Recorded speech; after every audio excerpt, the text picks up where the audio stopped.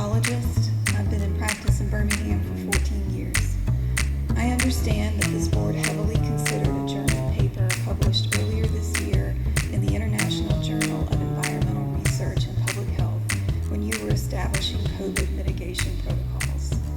The alarming conclusions from this paper sound dangerous, as they mention masks causing a psychovegetative state in children. That's understandable, especially to a layperson. That sounds scary. However, experts easily identified several fatal flaws in the author's methodology. It's important to know that this paper is no longer considered legitimate in the scientific community. In fact, the entry for the abstract of this paper on psycharchives.org includes this disclaimer, quote, "We are of the opinion that this publication would not withstand the scientific review process undertaken by any reputable scientific journal," end quote. My advice as a mental health expert is that you disregard this German paper entirely. It is not good science. First, the pandemic has had a considerable negative effect on the mental health of children. Here are the stressors correlated with decreased mental health in children: school closure, the death of a primary caregiver, increased abuse in socially isolated households, family economic loss, and lack of access to mental health treatment. What has not been legitimately demonstrated to have a negative effect on children's mental health is masking. All of the stressors I just mentioned are caused or worsened by closing schools. If keeping schools open is your primary objective, then masks are your answer. Masks do not affect facial recognition among children to any considerable degree. Finally, children are able to understand social and emotional facial cues by watching the unmasked portion of their peers and teachers' faces. As a clinical psychologist, here's what I think is happening to all of you right now. You see the numbers and you hear the experts every day.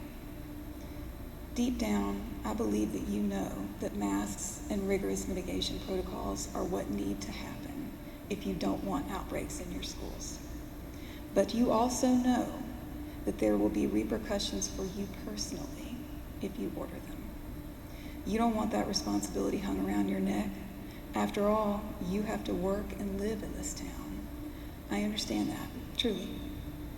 This is awful and it's unfair. It's unfair to everybody and it's unfair to you. So you're hoping that even without masks, maybe nothing really bad will happen. And maybe it won't. But maybe, perhaps even probably, it will. And when it does, you're each going to have to reckon with your own selves. And that would be a very heavy burden. As a clinical psychologist, I can tell you that for as many patients as I treat for trauma who have intense fear and horror when they think about what they went through, by far the more common reactions are guilt and shame. Trust me when I say you do not want to live with that. What if a teacher dies? What if, God forbid, a student dies? Why on earth, in the face of this evil, ravaging Delta variant, would you take that risk?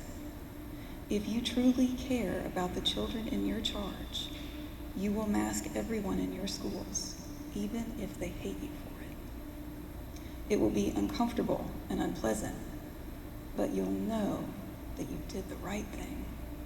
Doing the right thing, even when it is unpopular, is courageous. It's leadership. I know you are all capable of doing that right thing. The last thing I'll say is, you don't have to do it alone. All you have to do is defer to the experts. It's not fair of us to expect you to make medical decisions. Let the experts bear that responsibility. All you have to do is follow the guidelines of the Alabama Department of Public Health. That's what they're there for.